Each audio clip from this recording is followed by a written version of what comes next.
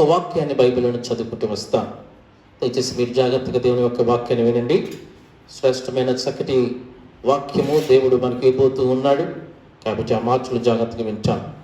యెహెజ్కేలు గ్రంథము 14వ అధ్యాయము 13వ వచనము అలానే 19, 20 వచనాలు చదువుకుంటాం. ఈ బైబిల్స్ తీసి ఈ వాక్యాన్ని మనందరం కలిసి చదువుకుంటాం. మీరు కూడా చదవలసిందిగా మనం చేస్తున్నాం. నరపుత్రుడా, ఏ దేశమైతే విశ్వాసఘాతకమై నా దృష్టికి పాపము చేసినదో దానికి నేను విరోధినై ప్రాణాధారమగు ఆహారము లేకుండా చేసి కరువు పంపించి మనుషులను పశువులను నిర్మూలము చేయుదును. ఆ నోవాబును, దానియేలును, యోబు ఈ ముగ్గురు అట్టి దేశములు నిన్నను వారు తమ నీతిని బట్టి తమను మాత్రమే రక్షించుకొందురు. ఇదే ప్రభువు యెహోవా వాక్కు. అలానే ఎన్నో వచనము చెప్పాను. అలానే 19వ వచనము అట్టి దేశములోనికి నేను తెగులు పంపి మనుషులను పశువులను నిర్మూలము చేయుటకై ప్రాణహానికరమునంతగా నేను నా రౌద్రమును కుమ్మరించిన ఎడల చాలు. దేవుడి మాటలు దీవించునుగాక. ఈరోజు మన అంశము తెగులు రావడానికి కారణము అపవిత్రత అనే పాపము లేదా విగ్రహ అర్పితమైన భోజనము. దీని గురించి మనం ధ్యానిస్తూ వస్తాం. మనం యెహెజ్కేలు గ్రంథం 14వ అధ్యాయం 13వ వచనము మనం చదువుకుంటూ వచ్చాము. అలానే 19వ వచనం కూడా చదువుకుంటూ వచ్చాము. ఏ దేశమైతే విశ్వాసఘాతకమై దేవుని దృష్టికి పాపం చేస్తుందో అప్పుడు దేవుడు ఆ దేశం మీదకి ఏం పంపిస్తాడంటే దేవుడు తెగుళ్ళు పంపిస్తాడు అనేది ఈ యొక్క వచనాల యొక్క సారాంశము. ఏ దేశమైతే దేవుని దృష్టిలో పాపము చేస్తుందో ఆ దేశం మీదకి దేవుడు తెగుళ్ళు పంపిస్తాడు. జీవనాధారమైన ఆహారము లేకుండా చేస్తాడు. అలానే మనుషులను పశువులను నిర్మూలన చేస్తాడు. కాబట్టి ఇలాగా భయంకరంగా దేవుడు ఆ యొక్క తెగులు పంపించి దేశాన్ని సర్వనాశనము చేస్తాడు.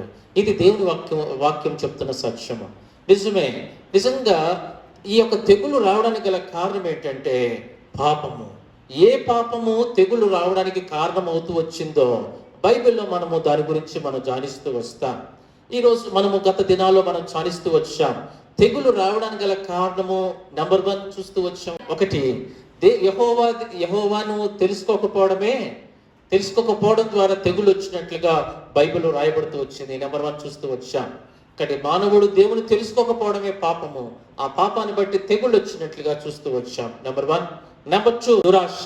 ఈ యొక్క లేదా మాంసాపేక్ష, దీన్ని బట్టి తెగులు వచ్చినట్లుగా, ఈ పాపాన్ని బట్టి తెగులు వచ్చినట్లుగా బైబిల్ రాయబడుతూ వచ్చింది. నెంబర్ 2 చూస్తూ వచ్చాం. నెంబర్ 3, చెడుతనము లేదా చెడ్డ సమాచారము. ఈ చెడ్డ సమాచారం అనే పాపాన్ని బట్టి దేవుని యొక్క తెగుళ్ళు అక్కడ వచ్చినట్లుగా రాయబడుతూ వచ్చింది. నెంబర్ 4, వ్యభిచారం అనే పాపాన్ని బట్టి తెగుళ్ళు వచ్చినట్లుగా మనం చూస్తూ వచ్చాం. సరే, 5వదిగా దేని బట్టి, ఏ పాపాన్ని బట్టి తెగులు వచ్చిందిగా మనం చూస్తూ వచ్చామంటే సనుగు కొనుట కదండి. ఎప్పుడైతే సనుగుకుంటూ వచ్చారో ఆ పాపాన్ని బట్టి తెగులు వచ్చినట్లుగా చూస్తూ ఉన్నాం. ఇది 5వదిగా చూస్తున్న మాట.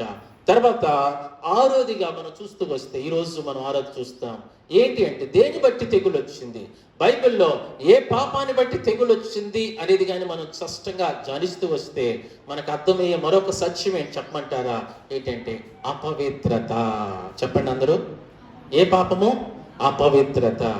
తెగుళ్ళు రావడానికి గల కారణం ఏంటి అంటే అపవిత్రత లేదా విగ్రహ అర్పితమైన భోజనము తినుట. చెప్పండి, విగ్రహ అర్పితమైన భోజనము తినుట అనే పాపాన్ని బట్టి బైబిల్లో తెగులు వచ్చినట్లుగా రాయబడుతూ వచ్చింది. జాగ్రత్తగా గమనించండి. ఈరోజు ఎందుకు చెప్తున్నారన్న తెగుళ్ళు అంటే, ఇప్పుడు కరోనా వైరస్ అనేది కూడా తెగులే. అర్థమైందండి? కరోనా వైరస్ కూడా బైబిల్ పరిభాషలో తెగుళ్ళతో పోల్చాడు. కాబట్టి మనకు ఈ తెగుళ్ళకి దగ్గర సంబంధం ఉంది ఈ దినాల్లో, ఇప్పుడున్న సమయంలో. కాబట్టి బైబిల్ ఏం చెప్తుంది దీని గురించి? బైబిల్ ఏం బోధిస్తుంది?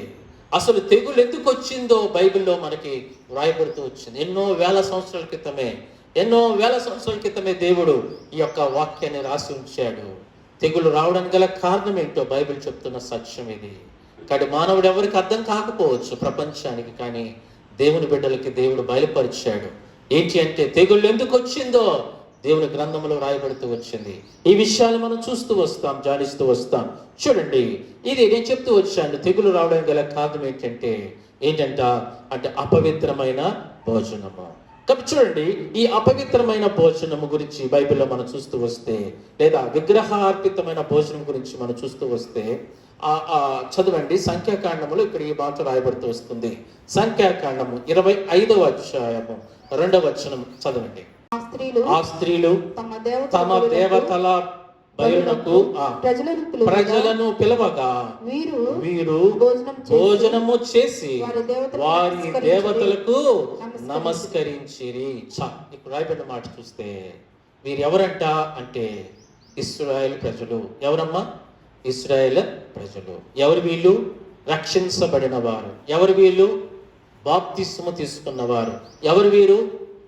దేవుని చేత నడిపించబడుతున్నవారు. ఎవరు వీరు? దేవుని చేత అనేకమైన కార్యాలు పొందుకుంటూ నడుస్తున్నవారు. ఎవరు వీరు? మన్నాను తింటున్నవారు. ఎవరు వీరు?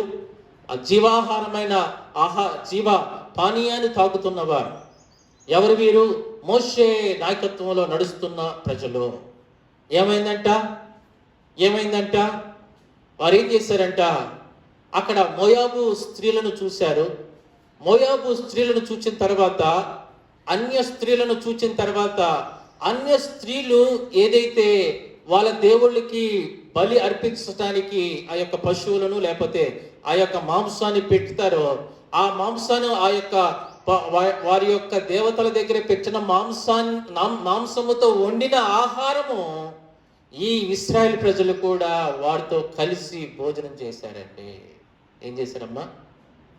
ఏం చేశారంట? ఏం చేశారు తమ్ముడు? చేసిన పాపం ఏంటి చెప్పండి? చేసిన పాపం ఏంటి?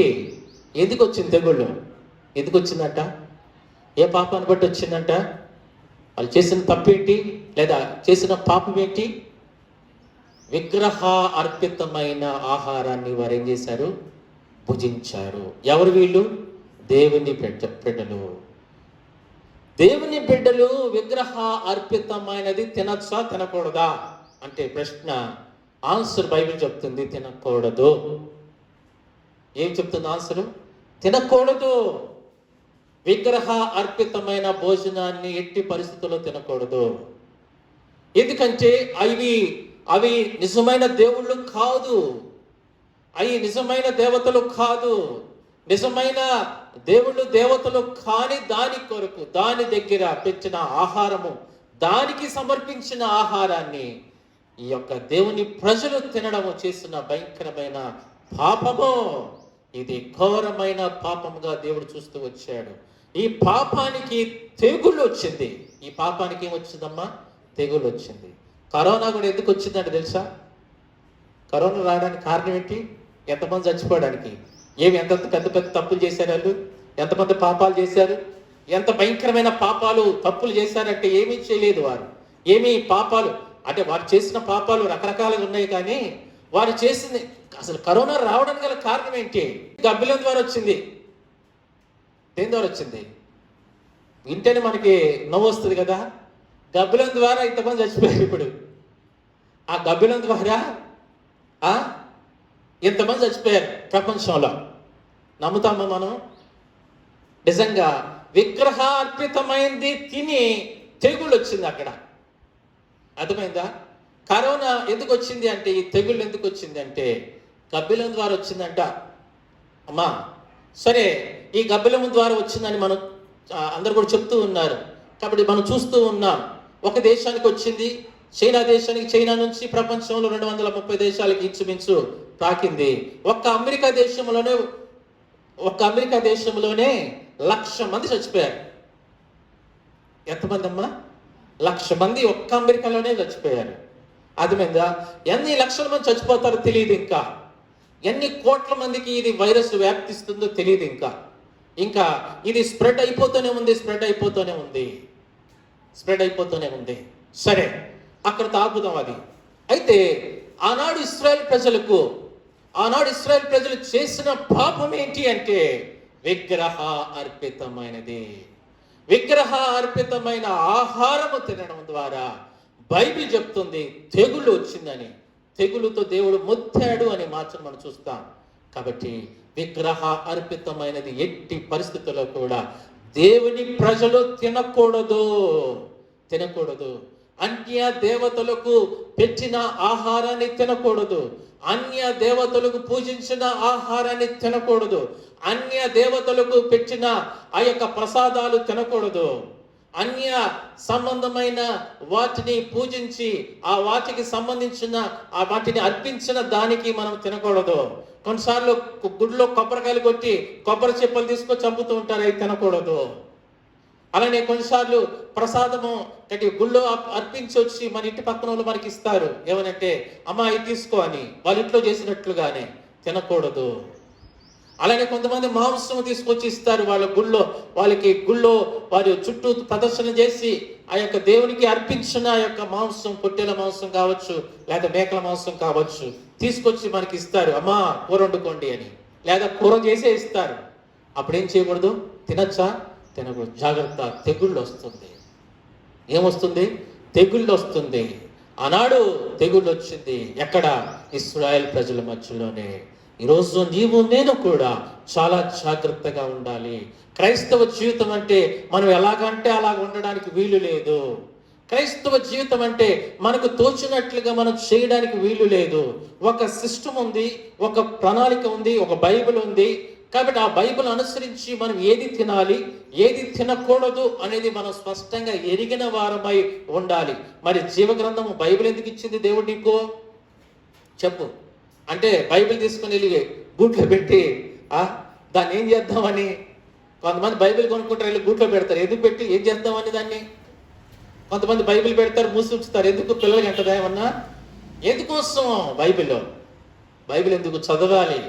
అర్థమైందా? తీసి చదవాలి, ధ్యానించాలి. మనం ఎలా ఉండాలి, ఎలా ఉండకూడదు.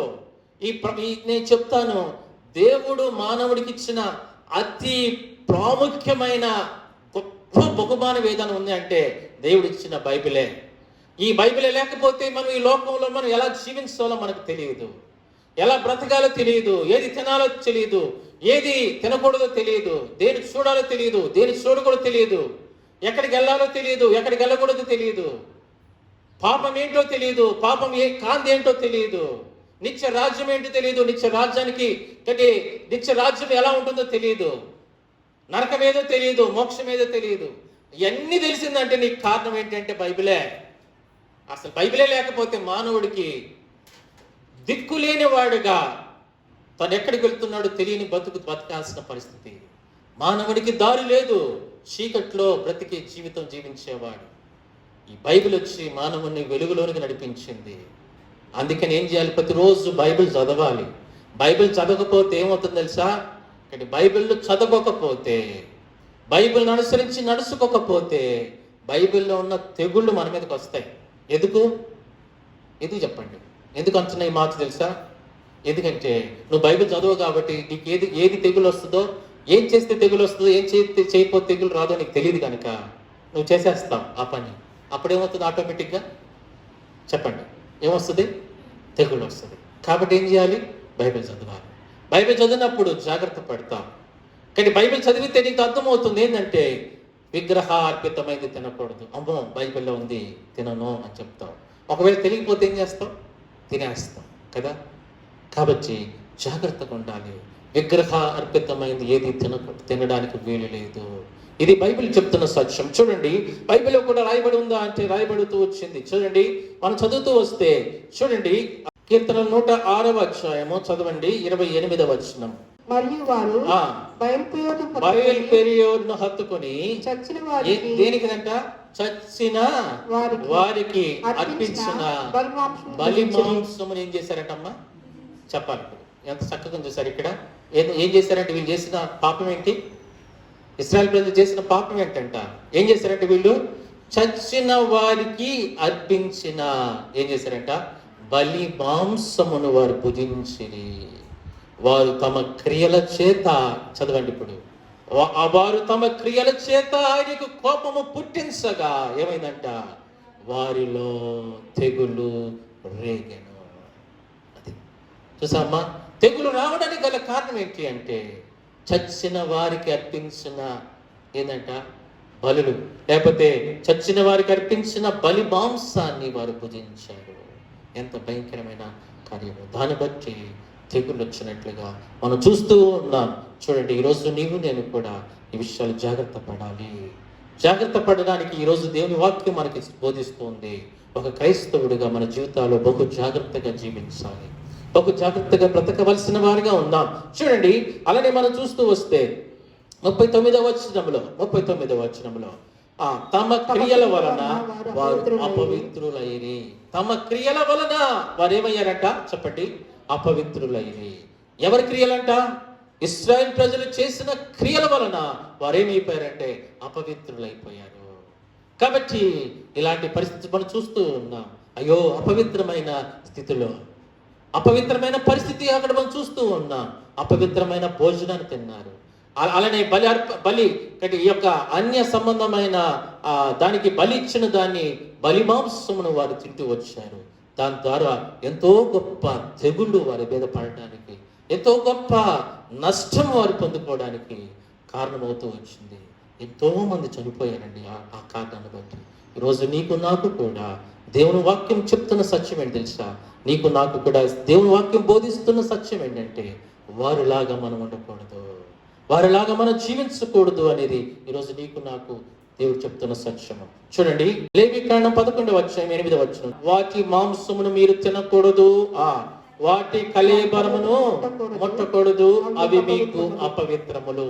దీంట్లో మీరు ఈ లేవికాండములో ఏమి తినాలి, ఏది తినకూడదు మీరు ఉంటుంది బైబిల్లో చదువుకోండి. మీరు ఏంటంట, ఏది పవిత్రమైనవి, ఏది అపవిత్రమైనవి, క్రైస్తవులు మనం ఏది తినొచ్చు, ఏది తినకూడదు అనేది జంతువుల గురించి, పక్షుల గురించి, జలరాశుల గురించి, అన్ని గురించి రాయబడుతూ వచ్చింది. ఎందుకు రాసి వచ్చాడు? ఏ పని లేక రాసి వచ్చాడు అన్ని? ఎందుకోసమండి? ఇది మనము వేటిని తినాలి, వేటిని తినకూడదు అనేది మనకి స్పష్టంగా తెలవడానికి కోసం. దాంట్లో మీరు అపవిత్రమైనవి, దాంట్లో గబ్బిలం కూడా ఉంటుంది, చదువుకోండి. ఏముంటుందండి? చెప్పాలి. గబ్బిలం కూడా ఉంటుంది అక్కడ. అపవిత్రమైంది గబ్బిలం కూడా ఉంటుంది అక్కడ. ఇప్పుడు ఏమైంది? సరే, అయితే చూడండి, అపవిత్రమైనవి ఏవి, అపవిత్రము కానివేవి, క్రైస్తవులు ఏది తినాలి, ఏది తినకూడదు అనేది మనకి స్పష్టంగా రాయబడి ఉంది. ఇప్పుడు అది సబ్జెక్ట్ కాదు కనుక నేను ఎక్కువ చెప్పలేను దాని గురించి. సరే, ఇదేమంటే అపవిత్రమైంది ఏదైనా సరే ఏం చేయకూడదంట? చూడండి, 8వ వచనము, వాటి మాంసమును మీరేం చేయకూడదంట? వాటి మాంసమును మీరు ముట్టకూడదు. తినకూడదా? వాటి మాంసమును తినకూడదు. వాటి కళేబరమును ఏం చేయకూడదంట? కళేబరం అంటే ఏంటి? చచ్చిపోయిన తర్వాత చచ్చిపోయింటది కదా, చచ్చిపోయిన దాన్ని అసలు ముట్టకూడదంట. అది తినకూడదు, దాని కళేబరను ముట్టకూడదు. అవి అపవిత్రము. ఇవి అపవిత్రము. అపవిత్రమైంది, అపవిత్రము కాంది ఏంటో మనకి బైబిల్లో రాయబడుతూ వచ్చింది. అపవిత్రమైంది మాత్రం మనం ఎట్టి పరిస్థితుల్లో కూడా ఏం చేయకూడదమ్మా? తినకూడదు.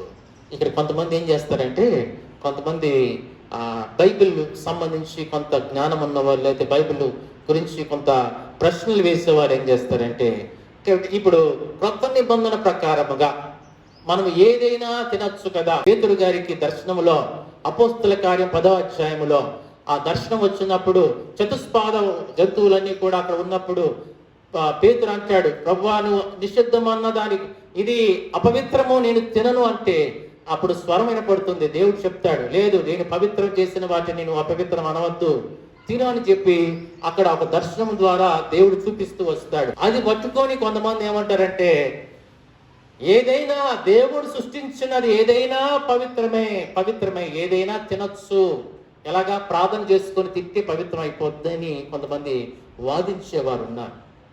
అయితే నేనేమంటానంటే, అలాంటి వారికి నేను ఇచ్చే సమాధానం ఏంటంటే, అక్కడ పేతురు నిజంగా తిన్నాడా తినలేదా?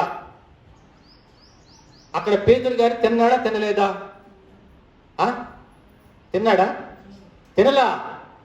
భౌతికంగా తిన్నాడా? ఏమన్నా తినలేదు పేతురు. దర్శనం అంతే, అది కేవలం దర్శనాన్ని నువ్వు ప్రాక్టికల్గా అక్షర రూపములో తీసుకుంటే ఎట్లా? దాని దర్శనం రూపంలో దేవుడు చెప్పాడు. అసలు అది చెప్పడానికి గల కారణం ఏంటి చెప్పండి? ఎందుకు చెప్పాడు అది? అంటే అన్ని జనుల మీద కూడా నా ఆత్మ నేను కుమరించబోతున్నాను. ముందుగానే చెప్పాడు, నువ్వు ఆ యొక్క గొడ్డలింటికి వెళ్తున్నావు, అక్కడ అనుజనులు ఉంటారు, అక్కడ అనుజనుల మీద కూడా నా ఆత్మను కురిపించబోతూ ఉన్నాను అని చెప్పడానికి కోసము దేవుడు ముందుగానే ఆ యొక్క దర్శన రూపంలో చెప్తూ వచ్చాడు. ఎడిటర్స్ ఏం చేస్తారంటే ఈ బొక్కను అక్కడ కట్ చేసి దాన్ని తీసుకెళ్ళి కొద్దిగా అతికించి అక్కడ ఉన్న దాన్ని తీసుకెళ్ళి ఇక్కడ అతికించి వాళ్ళు ఏం చేస్తారంటే కొంతమంది యూట్యూబ్లో చేసే పనులు ఇయ్యాయి. ఏం చేస్తారు తెలుసా? యూట్యూబ్లో ఎక్కడో ఈ మధ్యలో ఏదో పెట్టాడు, ఎక్కడో తుఫాన్ జరిగితే అది తీసుకెళ్ళి వైజాగ్లో తుఫాన్కి అటాక్ చేసి పడేశాడు. అందుకని చూడండి, మీకు టీవీలో కూడా వైరల్ ఏది అనేది మరి ఇది ఏది నిజమో అనేది కొన్ని సందర్భాల్లో మీకు చూపిస్తూ ఉన్నారు. అంటే యూట్యూబ్లో వచ్చినవన్నీ కూడా నిజము కాదు. ఎక్కడో తుఫాన్ తీసుకెళ్ళి ఇక్కడ తుఫాన్ లాగా కలిపేస్తాడు. ఎక్కడో కరోనాలో లైన్లో నుంచుంటే అది తీసుకెళ్ళి ఆంధ్రప్రదేశ్లో లైన్లో నుంచున్నారని చూపిస్తున్నాడు. అంటే ఏం చేస్తారు, వీళ్ళు కటింగ్ చేస్తారు, అక్కడ దాన్ని తీసుకెళ్ళి ఇక్కడ తీసుకెళ్ళి అక్కడ. అలానే మనోళ్ళు కూడా క్రైస్తవులు చాలా మంది ఎడిటర్స్ ఎక్కువ మంది అయిపోయారు. ఏంటంటే ఎక్కడో తీసుకెళ్ళి ఎక్కడో సందర్భాన్ని తీసుకెళ్ళి దీనికి ముడిపెట్టేసి ఇలా ఉంది కదా బైబిల్లో, తప్పుదారి పట్టించే మాటలు, తప్పుదారి పట్టించినట్లుగా చేస్తూ వస్తారు. కాబట్టి అది వాస్తవం కాదు. ఆ దర్శనము కూడా అన్ని జనుల గురించిన దర్శనము, వారి మీద ఆత్మను కురిపిస్తానన్న దానికి నిదర్శనము. అది దాన్ని తీసుకొని దీనికి అటాచ్ చేయకూడదు. నెంబర్ 2, రెండోది, కొంతమంది ఏమంటారంటే పౌలు గారు చెప్పారు కదా, పౌలు ఏం చెప్పాడు, ఏదైనా తినొచ్చు అన్నాడు కదా. పౌలు కూడా ఏదైనా తినొచ్చు, ప్రార్థన పూర్వకంగా తీసుకుంటే అది పవిత్రం అయిపోతుంది అని చెప్పాడు కదా అని చెప్పి కొంతమంది అంటూ వస్తారు.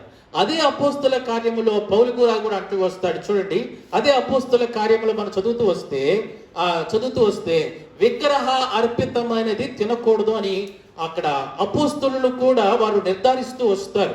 అపోస్తుల కార్యములో మనం చూస్తూ వస్తే 15వ అధ్యాయము 28 వచనం చదవండి ఎవరన్నా. చూడండి, విగ్రహములకు అర్పించిన వాటిని రక్తమును గొంతు పిసికి చంపిన దానిని జారత్వమును విసర్జింపవలెను. ఇది ఎవరు చెప్తున్నారు? ఇది అపోస్తులందరూ పెద్దలనందును సంఘమంతటికి కూడా చెప్తున్న మాట. అంటే పౌలు గారు అనేక స్థలాలకు వెళ్తున్నప్పుడు, అనేక పరిస్థితులు అక్కడ ఎదురవుతున్నప్పుడు రకరకాల ప్రశ్నలు ఎదురవుతూ వచ్చినాయి. అప్పుడు సంఘము డిసైడ్ చేసింది, అంటే ఏమి చేస్తే ఏది తినకూడదు, సంఘము ఏది తినాలి, ఎలాగా ఉంటే అపవిత్రము, ఎలా ఉండకపోతే అపవిత్రం అనేది చక్కగా వారు పెద్దలు కూర్చొని అపోస్తులందరి చేత ఒక తీర్మానం చేసి లాస్ట్కి నిర్ణయించింది ఏం నిర్ణయించారు తెలుసా? అక్కడి విగ్రహములకు అర్పించిన వాటిని అలానే రక్తమును, అలానే ఏంటంట గొంతు పిసికి చంపిన దాన్ని ఎట్టి పరిస్థితుల్లో కూడా తినకూడదు. ఇప్పుడు అర్థమైందండి. ఇప్పుడు అపోస్తుల కార్యములోనే ఉంది, కొత్త నిబంధనలోనే ఏమని విగ్రహ అర్పితమైంది తినకూడదు అని. మనం ఎలా తింటావు ప్రసాదాలు? ఏమ్మా, గుళ్ళో కొట్టిన కొబ్బరికాయలు చెప్పులు ఫ్రీగా వస్తుందని చెప్పి ఎట్లా తింటాం? కాబట్టి ఎట్టి పరిస్థితుల్లో కూడా తినడానికి వీలు లేదు. అర్థమైందా? ప్రార్థన చేసుకొని తినేస్తే పవిత్రం అయిపోద్ది. కాబట్టి అందుకని వాళ్ళు కొంతమంది ఇప్పుడు తయారయ్యారు. ఎలా అంటే, మేమిస్తే తినరు కానీ మీరు మాత్రం క్రిస్మస్ పండగకి కేకులు ఇస్తే మేము తినాలా అంటారు. కాబట్టి వారు బాధపడకుండా నిమిత్తము నేను కొంచెం వారి దగ్గర తీసుకొని పుచ్చుకునేదను అన్నట్లుగా వీళ్ళు ఏం చేస్తారంటే వారినేదో చేయడానికి కోసం, అంటే వారు ఇచ్చినప్పుడు మనం తీసుకోవాలి, అప్పుడు వాళ్ళు కూడా బాధపడరు. అప్పుడు వాళ్ళు ఇచ్చినప్పుడు మనం తీసుకున్నప్పుడు వాళ్ళు బాధపడరు, మనం ఇచ్చినప్పుడు వాళ్ళు తీసుకుంటారు అలాంటప్పుడు అని కొంతమంది కొత్తగా ట్రెండ్ తీసుకొస్తూ ఉన్నారు. అయితే ఇది వాక్యానికి విరుద్ధమైనది, ఇది వాక్యానికి సంబంధించింది కాదు. ఇది ఆనాడు అపోస్తులే వాళ్ళు నిర్ణయించారు. ఏంటంటే విగ్రహ అర్పితమైనది ఎట్టి పరిస్థితుల్లో కూడా నువ్వు ప్రార్థన చేసుకుని తిన్నా, ఉపవాస ప్రార్థన చేసుకున్నా, ఆల్ నైట్ అంతా ప్రార్థనలో ఉండి తిన్నా, అది ఏమవుతుందంటే దోషమే, పాపమే. ఎందుకంటే అది నీకు తెలుసు కనుక. నీకు తెలియకపోతే అది వేరే విషయం. నీకు తెలియకుండా నువ్వు తినేస్తే తర్వాత తెలుసుకుంటే ప్రభు దగ్గర క్షమాపణ అడుగుతుంటే ఒకవేళ దేవుడు క్షమిస్తాడేమో, కానీ నీకు తెలిసి కానీ తప్పు చేశావంటే మాత్రం ఎట్టి పరిస్థితుల్లో దేవుడు అది ఒప్పుకోడు. అది పాపమే, అది పాపముగా పరిగణించబడుతుంది. అది గుర్తుంచుకోవాల్సిన సత్యము. కానీ ఇది క్రొత్త నిబంధనలో కూడా మనం చూస్తూ ఉన్నాం. కాబట్టి ఏది పడితే అది తినేయడానికి వీలు లేదు. అలానే కొన్ని జంతువులు కూడా చూడండి, విగ్రహ అర్పితమైంది మాత్రమే అనుకోకుండా కొన్ని జంతువుల విషయంలో కూడా జాగ్రత్తగా ఉండాల్సిన అవసరం ఉంది. కొంతమంది ఏం చేస్తారు తెలుసా? కొంతమంది కొన్ని అపవిత్రమైనవి అంటే కొన్ని అపవిత్రమైన జంతువులు మనం చూస్తూ వచ్చాం కదా. పంది, కొంతమంది పంది కూడా, పంది కానీ లేకపోతే ఇంకా రకరకాల జంతువులు కొన్ని ఉన్నాయి. అలాంటివి అపవిత్రమైనవి మనం తినకుండా ఉండడం మంచిది. ఎందుకు తినాలి చెప్పండి? ఎందుకు తినాలి? కాబట్టి అపవిత్రమైనవి తినకుండా ఉండడం మంచిది. ఆ అపవిత్రమైనవి అలానే విగ్రహ అర్పితమైనది కూడా ఎట్టి పరిస్థితుల్లో తినకుండా ఉండడం మంచిది. ఎందుకంటే మన ఆత్మీయ జీవితానికి అది ఇతరులు చూసినప్పుడు, చూడరా వీళ్ళు క్రైస్తవులు ఇది తినరురా వీళ్ళు, చూడు వారు అన్య సంబంధమైన అర్పించిందైతే అసలు వాళ్ళు ముట్టుకోర్రా అనే ఒక సాక్ష్యం కలిగి ఉండాలి.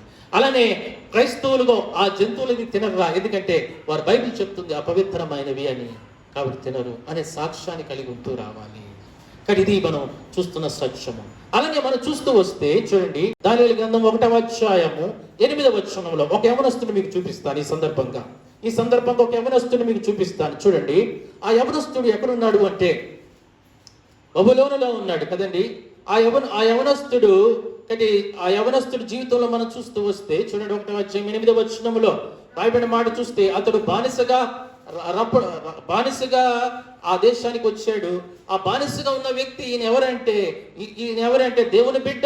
ఎవరు? ఈయన పేరేంటంటే దానియేలు. ఈ దానియేలు ఏం చేస్తున్నాడు చూడండి, 1వ అధ్యాయం 8వ వచనంలో, రాజు భుజించు భోజనమును పానము చేయు ద్రాక్షారసమును పుచ్చుకొని తన్ను అపవిత్రపరచకూడదని దానియేలు ఉద్దేశించి అపవిత్రు కాకున్నట్లు వాటిని పుచ్చుకొనకుండా సెలవిమ్మని నపుంసకుల అధిపతిని వేడుకొనగా. జాగ్రత్త గమనించండి. ఇప్పుడు గమనించండి, ఈయనెవరు? దానియేలు.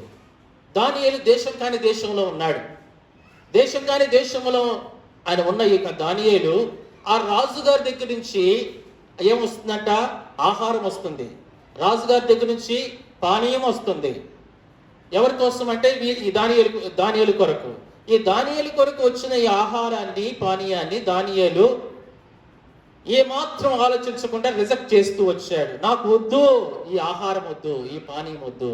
నాకేం పెడతారంటే కేవలం కూరగాయల ఆహారం పెట్టండి, మాంసాహారము నాకు అంటే మాంసం తినకూడదని కాదు అక్కడ. కానీ వీళ్ళు మాంసాన్ని ఏం చేస్తున్నారంటే వీళ్ళు విగ్రహాలకు అర్పించి దాన్ని తీసుకొచ్చి ఏం చేస్తున్నారు? వీళ్ళకి పెడుతున్నారు. కాబట్టి దానియేలు ఏమొచ్చినాడంటే నాకు ఇది వద్దు, ఇది వద్దు, రాజు భుజించే భోజనం వద్దు, రాజు త్రాగే ద్రాక్షారసం నాకు వద్దు. ఎందుకంటే దీని ద్వారా నేను అపవిత్రపరచబడతాను, దీని ద్వారా నేను అపవిత్రుడైపోతాను, కనుక నాకు వద్దు అని చెప్పి తృణీకరించాడు, త్రోసివేశాడు. ఎవరు? దానియేలు. అర్థమైందండి? మరి దానియేలు త్రోసివేశాడు కదా. దానియేలు ఎంత పర్ఫెక్ట్గా ఉన్నాడు చూసారా. కానీ మనం క్రైస్తవ జీవితం అన్నిట్లో కూడా మనము జాగ్రత్తగా ఉండాల్సిందే అండి. క్రైస్తవుల జీవితము అన్ని విషయాల్లో కూడా అన్నిటిలో కూడా మనం మాదిరిగా ఉండవలసిన జీవితం ఏది. మనం ఎలాగంటే అలాగ ఉండడానికి వీలు లేని జీవితం. ఇక్కడ ఒకసారి క్రీస్తుని అంగీకరించిన తర్వాత, యేసుక్రీస్తు ప్రభువుని బిడ్డలుగా మార్చబడిన తర్వాత ప్రతి ఒక్కటి కూడా బైబిల్ అనుసరించి మన జీవితం ఉండాలి. అది బైబిల్ చెప్తున్న సత్యం. దానియేలు ఆనాడు అలాగే చేస్తూ వచ్చాడు. కానీ తను తినలేదండి.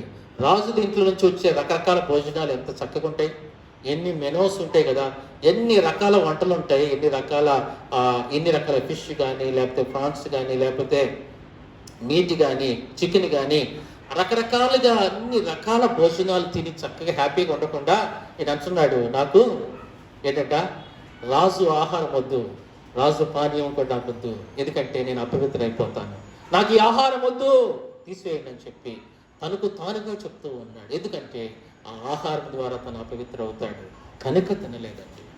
ఇదే మనం చూస్తూ ఉన్నాం ఈరోజు మన జీవితాల్లో కూడా.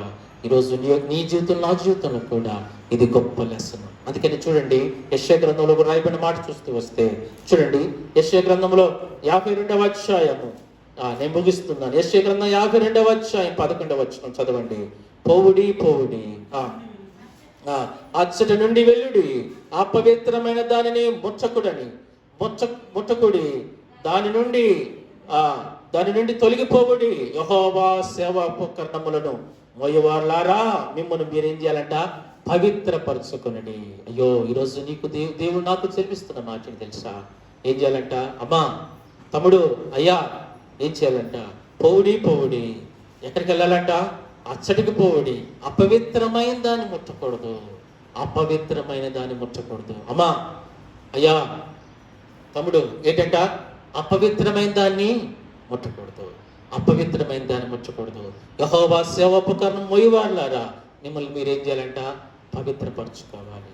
అమ్మా, పవిత్రపరచుకుందామా? ఈ రోజున్న పవిత్రపరచుకుందామా? ఆనాడు ఇశ్రాయేలు ప్రజలు అపవిత్రమైన దాన్ని తిన్నారు కనుక అనేక మంది తెగులు చేత చచ్చిపోతూ వచ్చారు. తెగులు రేగిపోతూ వచ్చింది. అనేక మంది ఆ తెగులు చేత చనిపోయారు. అదే దేవుని వాక్యం చెప్తున్న సత్యం. ఈరోజు మనం అలా ఉండకూడదు. అదే బైబిల్ చెప్తున్న మాట. పోవుడి, అపవిత్రమైన దాని నుండి దూరంగా పారిపోవుడి. అపవిత్రమైన దాని నుంచి ఎక్కడైతే అపవిత్రత ఉంటుందో అక్కడ నువ్వు ఉండబాకమ్మా. అమ్మా, తమ్ముడు, ఎక్కడైతే అపవిత్రత ఉంటుందో అక్కడ ఉండబాకు. అక్కడి నుంచి ముందుకు వెళ్ళిపో. ఏం చేయాలంట? పరిశుద్ధంగా లేదా పవిత్రంగా ఉండడానికి కోసం పవిత్రతను కాపాడుకోవాలి. చూడండి, ఆనాడు దానియేలు తిండి విషయంలో, అంటే భోజనం చేసే విషయంలో ఎలాగైతే పవిత్రతను కాపాడుకున్నాడో, ఈరోజు ఆత్మీయంగా మన జీవితాల్లో మనం చూస్తూ వస్తే, ఈరోజు నీవు నేను కూడా ఒక పాఠం ఏంటి తెలుసా? దేవుని వాక్యం చెప్పే మాట ఏంటి తెలుసా? మనం కూడా మన పవిత్రతను కాపాడుకోవాలి. ఇది భోజనం విషయంలో కావచ్చు. అలానే మన చేతులు అపవిత్రత, చూడండి, చేతులతో అపవిత్రమైన పనులు ద్వారా అపవిత్రత అయిపోయే ప్రమాదం ఉంది. చదవండి, ఆ మాట కూడా ఉంది. చూడండి, యెషయా గ్రంథము 59వ అధ్యాయము 3వ వచనము. మీ చేతులు రక్తము చేతను, మీ వేళ్ళు దోషము చేతను అపవిత్రపరచబడి ఉన్నది. కాబట్టి మన యొక్క చేతులు ఏమైందంట? చెప్పాలి. మన చేతులు ఎలా ఉన్నాయంట? రక్తము చేత అపవిత్రం అయిపోయినాయంట. మన వేళ్ళు కూడా దోషం అంటిందంట. మన పెదాలు కూడా ఎలా ఉన్నాయంట? చెప్పండి. మీ పెదవులు అబద్ధములాడుచున్నవి, మీ నాలుక కీడును బట్టి మాట్లాడుచున్నది. అంత మాత్రమే కాకుండా 7వ వచనములో, వారి కాళ్ళు పాపము చేయ పరిగెత్తుచున్నవి. దాని తర్వాత కింద భాగంలో, వారి తలంపులు పాపహేతకమైన తలంపులు. అబ్బా, ఎంత భయంకరమైన అపవిత్రత! ఆనాడు ఇశ్రాయేలు ప్రజలు భోజనము చేస్తే అపవిత్రమైన భోజనము ద్వారానే వారు తెగులు వస్తే, ఈరోజు అపవిత్రమైనవి బైబిల్లో రాయబడుతూ వచ్చింది. ఏంటి అపవిత్రమైనవి? భోజనం ఒకటే కాదు, అపవిత్రమైనది విగ్రహార్పితమైనది మాత్రమే కాదు. బైబిల్ చెప్తుంది ఇంకేంటంట? మన చేతులు, పాపానికి చేతులు వాడావా? పాపము చేయడానికి చేతులు ఉపయోగించావా? ఇతరులను కొట్టడానికి, పాప పనులు చేయడానికి, పాపకు సంబంధమైన పానీయాలు త్రాగడానికి, లేకపోతే పాప సంబంధమైన క్రియలు చేయడానికి నీ చేతులు వాడావా? అయితే చేతులు అపవిత్రమైపోయినాయి. పాపము చేయడానికి పరిగెత్తావా? అయితే నీ పాదాలు అపవిత్రమైపోయినాయి. పాపాన్ని చూడడానికి నీ కళ్ళు తెరిచావా? అయితే నీ కళ్ళు కూడా అపవిత్రమైపోయింది. పాప మాటలు మాట్లాడడానికి నీ పెదాలు తెరిచావా? అయితే పెదాలు అపవిత్రమైపోయింది. చూసారా ఏమైందంట? అపవిత్రమైపోయింది. అయ్యో, మరి అపవిత్రమైన దాన్ని అలాగా విడిపించబడాలి. అయ్యో, మానవుడు అపవిత్రం అయిపోయాడు. అపవిత్రత సమకూర్చుకుంటూ వచ్చాడు. అందుకనే ఇక్కడ యెషయా అంటున్న మాట చదవండి. 6వ అధ్యాయం 5వ వచనంలో చదవండి ఎవరైనా. అయ్యో, నేను అపవిత్రమైన పెదవులు కలవాడును, అపవిత్రమైన జనుల మధ్య, పెదవులు గల జనుల మధ్యను నివసించువాడును. నేను నశించి తిని రాజును సైన్యములకు అధిపతి యెహోవాను కనులారా చూచి తిననుకుంటుని. అప్పుడు ఆ శరాబుల్లో ఒకడు తను బలిపీఠం మీద నుండి కారుతో తీసిన నిప్పును చేత పట్టుకొని నా ఎద్దకు ఎగిరి వచ్చి నా నోటికి దాన్ని తగిలించి, ఇది నీ పెదవులకు తగిలేది గనుక నీ పాపమునకు ప్రాయశ్చిత్తమాయను, నీ దోషము తెలియ. ఏంటంటే ఇక్కడ రాయబడిన మాట చూస్తే యెషయా కూడా మొరపెడుతున్నాడు. యెషయా ప్రవక్త మొదలు పెడుతున్నాడు, అయ్యో నేను అపవిత్రమైన ప్రజలు కలిగిన వాడిని, అపవిత్రమైన ప్రజల మధ్య నివసిస్తున్న వాడిని, నేను నశించిపోయానని కేకలు పెడుతూ ఉన్నాడు. అవును, ఈరోజు మానవులు అపవిత్రులైపోయారు, అపవిత్రత సంపాదించుకున్నారు. కాబట్టి ఈ కరోనా అనే భయంకరమైన మహమ్మారి చేతిలో పడిపోయారు. ఈ కరోనా మహమ్మారి చేతిలో పడిపోయి తెగుళ్ళు వచ్చి అనేక మంది చచ్చిపోతున్నారు, అనేక మంది నశించిపోతూ ఉన్నారు, అనేక మంది తెగులు బారిన పడిపోయారు. అయ్యో ఎందుకు తోసా? అపవిత్రం అయిపోయాం కనుక. ఈ తెగులు రావడానికి కారణం ఏంటి అంటే మానవుడు అపవిత్రం అయిపోయాడు. అయ్యో ఈరోజు ఏం కావాలి? మానవుడు అపవిత్రం అయిపోయాడు, పవిత్రుడిగా చేసేవాడు కావాలి. మానవుడు బ్రతకాలి అంటే, ఈ అపవిత్రత పోవాలి అంటే ఏమి చేయాలి అంటే పవిత్రుడిగా చేసేవాడి దగ్గరికి రావాలి. చూడండి, ఫర్ ఎగ్జాంపుల్ ఇప్పుడు కరోనా వైరస్ వచ్చింది. ఈ కరోనా వైరస్ పోవాలంటే ఏం చేయాలి? ఏం కావాలి? ఇప్పుడు మందు రావాలి కదా, మందు, వ్యాక్సిన్ కనుక్కోవాలి. ఇప్పుడు కరోనా వైరస్కి మందు వచ్చింది అనుకోండి, మందు వస్తే ఇప్పుడు చనిపోతారు ఎవరన్నా? చనిపోతారా? చనిపోరు కదా. కాబట్టి సరైన మందు వస్తే కరోనా వైరస్కి చనిపోతారా? ఎవరు చనిపోరు. కరోనా వైరస్ మందును కనుక్కున్నవాడు క్రైస్తవుడు అనుకో, కనుక్కున్నదంతా క్రైస్తవులే, అర్థమైందండి? ఏది కనుక్కున్నా ప్రపంచంలో అంత క్రైస్తవుడు కనుక్కోవాల్సిందే. క్రైస్తవుడు అనుకో, అన్యజనుడు వేసుకుంటాడా వేసుకోడా? ఎందుకు వేసుకోవాలి? క్రైస్తవుడు కనుక్కున్నాడు కదా. ఈ యొక్క మతోన్మాదులు చాలా మంది, వారిని అడగాలి ఈ ప్రశ్నలు. మనం ఏం చేయాలి? వాళ్ళని అడగాలి, వేసుకుంటాడా వేసుకోడా? ముస్లిం కనుక్కున్నాడు అనుకోండి, వేసుకుంటాడా వేసుకోడా? ఒకవేళ ముస్లింకే వచ్చింది అనుకోండి, ముస్లిం క్రైస్తవుడు కనుక్కున్నాడు కాబట్టి వేసుకుంటాడా వేసుకోడా? వేసుకుంటాడు. ఎందుకు? చచ్చిపోతాడు వేసుకోపోతే, అది కాబట్టి వేసుకుంటాడు. క్రైస్తవుడు కనుక్కున్నాడు నేను వేసుకోనంటే సస్తావు, నీ సావును జావాలంటే వేసుకోబాకు, వద్దను మెడిసిన్ వేసుకోబాకు. వాడు భయం. అప్పుడు ఏం చూడ్డం?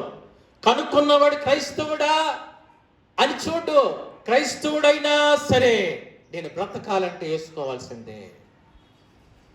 ముస్లిం అయినా సరే, హిందువైనా సరే, బౌద్ధుడైనా సరే, చైనా వాడైనా సరే, దేవుడు లేడన్నవాడైనా సరే, దేవుడు ఉన్నవాడైనా అన్నవాడైనా సరే, వేసుకోకపోతే వాడు క్రైస్తవుడైనా తెలుసు పబ్లిక్ అందరికీ క్రైస్తవుడు కనుక్కున్నాడని, అయినా వేసుకుంటాడు. ఎందుకంటే భయం భయం భయం. వేసుకోకపోతే చచ్చిపోతాడు. ఇంకొక క్షణం ఆలోచించాడా, వీడు క్రైస్తవుడు కాబట్టి వేసుకోను అన్నాడా, చస్తావు, శవమై రాలిపోతావు, అందరిలో నువ్వు ఒకడు అయిపోతావు. నిన్ను కూడా తీసుకెళ్ళి పెంట కుప్పల్లో పెంట దెబ్బల మీద ఇసురు కొడతారు. కరోనా వచ్చి వచ్చావంటే దిక్కుమాలిన సావాల్సిందే. అంత భయంకరమైన చావు. ఇప్పుడు ఏం చేయాలి? ఏ మాత్రం ఆలోచించకుండా ఏం చేయాలి? కరోనాకు వైరస్ వస్తే తప్పకుండా వేసుకుంటాడు. అలానే సేమ్ యాజ్ ఇట్ ఈస్ యేసుక్రీస్తు ప్రభువారు ఈ లోకానికి వచ్చి మానవుడు అపవిత్రత అయిపోయి దేవుని తెగుళ్ళు వచ్చి చచ్చిపోయి పాపాన్ని బట్టి నిత్య నరకానికి వెళ్ళిపోతున్నాడు. అయితే యేసు క్రీస్తు ప్రభువారు ఈ లోకానికి వచ్చాడు, తన ప్రాణాన్ని పెట్టాడు, కలువరి శిలువలో తన రక్తాన్ని కార్చాడు. ఈరోజు అంటున్నాడు, నా రక్తము మిమ్మల్ని ఈ పాపాల నుంచి నేను పవిత్రులుగా చేస్తుందని ప్రభు అంటూ ఉంటాడు. వస్తావా ఈరోజు యేసే దగ్గరికి? అడుగుతున్నా, వస్తావా ఈరోజు యేసుక్రీస్తు ప్రభువారి దగ్గరికి? నువ్వు పాపములో జీవించి యేసు దగ్గరికి రాకుండా ఉంటే సస్తావు పాపములో. ఒకరోజు మందు యేసే దగ్గర ఉంది. ఏంటి మందు? ఆయన రక్తమే మందు. పాపానికి మందు ఏంటి అంటే యేసు రక్తమే. నీ అపవిత్రతకి మందు యేసు రక్తమే. వస్తావా యేసే దగ్గరికి వచ్చి, అయ్యా నేను పాపిని నాయనా, భయంకరమైన పాపము చేసి అపవిత్రుని అయిపోయానయ్యా, అపవిత్రమైన విగ్రహార్పితమైన తిరి తెగులు తెచ్చుకున్నానయ్యా, చేతులతో పాపము, కాళ్ళతో పాపము, అలానే హృదయము, తలంపులు, మాటలు పాపముతో నిండిపోయానయ్యా. పాపము ద్వారా, ఈ అపవిత్రత ద్వారా మరణం వచ్చింది నాయన. ఈ మరణం నుంచి నన్ను పవిత్రుడిగా చేయడానికి నువ్వు వచ్చావు. నేను నమ్ముచూ ఉన్నానయ్యా, ఈరోజు నీ దగ్గరికి వస్తున్నా. నేను యేసయ్య దగ్గరికి వస్తావా, బ్రతుకుతా.